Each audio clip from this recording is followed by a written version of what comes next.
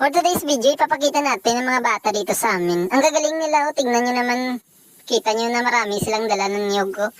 Nagbabike lang yan sila at parang naglalaro lang, pero ang dami nilang dalang niyog. Kumikita ng mga batang yan dahil binibenta nilang niyog ng 5 pesos ang kada isa.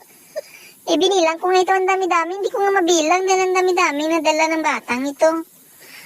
At nung binilang ko nga, hindi ko nga mabilang, kayo nga bahala kung paano nyo bilangin. At yun nga ang batang ito, kita nyo ang sipag-sipag niya. Napasobra ata ang batang ito dahil mamaya-maya ibabalik na yan para ibenta niya. Sabi ko sa kanya, ibidyohan ko muna siya dahil para maging inspirasyon siya ng mga maraming kabataan dito sa mundo. At dahil sa ginawa niyang ito, mag-viral nga ang batang ito. Kita nyo magiging million views na ito.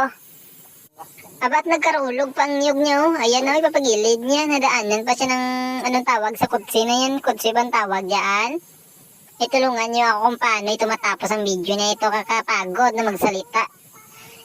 Abat dito sa amin, marami pang mga bata na kumikita dahil sa niyog na yan. Hindi ko nga alam kung gagayahin ko nga mga batang ito. Napapagod ako sa trabaho ko, pero sila parang naglalaro lang, pero kumikita na. Ayan na nga at pabalik ng batang ito dahil bebenta niya nga napasobra ata si Dodong. Ayan o, ang dami niyang niyog na dala-dala. 6 lang pala yung dala niya. Kala ko ang dami-dami.